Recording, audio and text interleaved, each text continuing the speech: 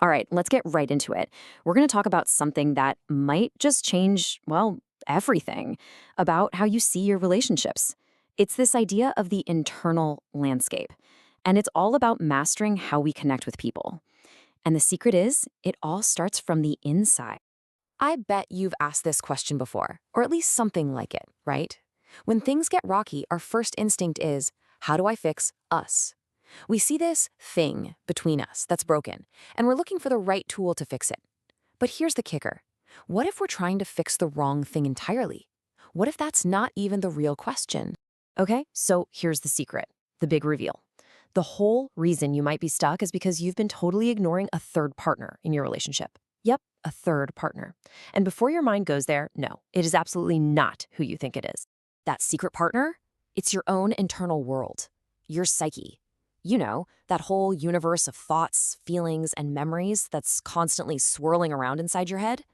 It's the silent partner at the table, but guess what? It's the one holding all the cards. And I want you to really lock in on that last word there, first, because that's the whole game.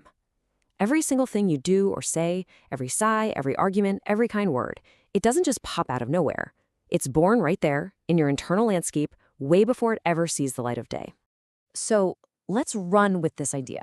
Think of your internal landscape like it has its own weather system. You know, some days it's sunny and calm, other days it's, well, a hurricane. And here's the thing you have to get. Whatever that weather is inside you, that's what you're going to project out onto your relationship. I mean, think about it. If your inner world feels like a desert, all dry and empty, you're going to be thirsty for validation, constantly asking, do you love me? Are we okay? And if it's a raging storm inside, well, you're going to go looking for a fight, aren't you? You'll create a storm outside to match the one inside. Or if it's just a total mess in there, you'll start hoping, maybe even demanding, that your partner comes in and cleans it all up for you. This is a total game changer. It's about a complete 180 and where you put your energy. So instead of trying to fix your partner, you start paying attention to your own psyche.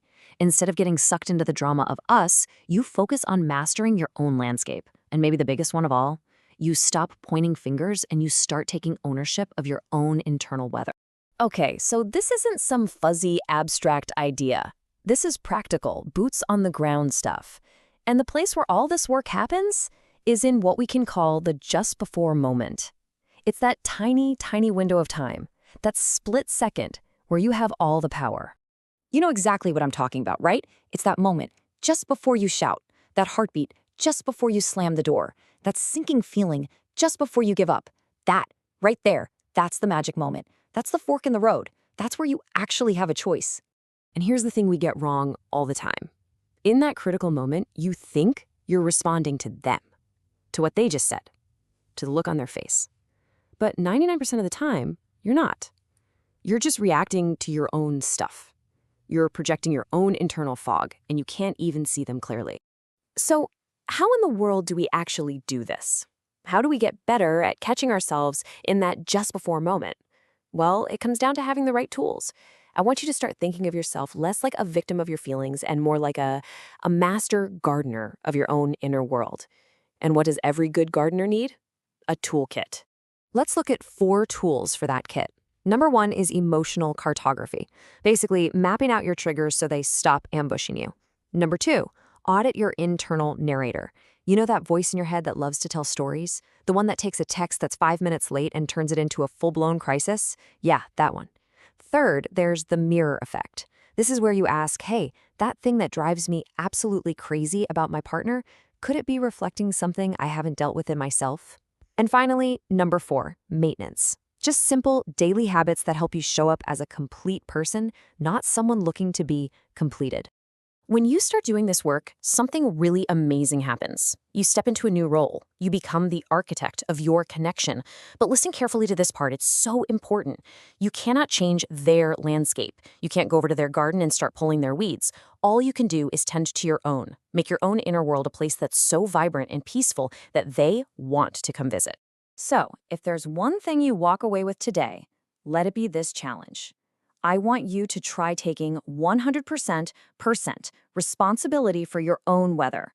Not 50-50, not 90-10, all of it, 100%. And listen, this has nothing to do with blame. It has everything to do with taking your power back. In fact, let's do a quick check-in right now. Wherever you are, just take a second. Scan your body. What do you feel? Is your jaw tight? Are your shoulders up by your ears? Do you feel rushed or open? Calm? Whatever that physical sensation is, that's it. That's a direct signal from your internal landscape. That's where you start. Because that's the whole point of all of this. It's about making a fundamental shift in how you see yourself. It's about going from being a victim of your emotions, just getting tossed around by whatever storm rolls in, to becoming the architect, the one who intentionally, thoughtfully builds the kind of connection you've always wanted.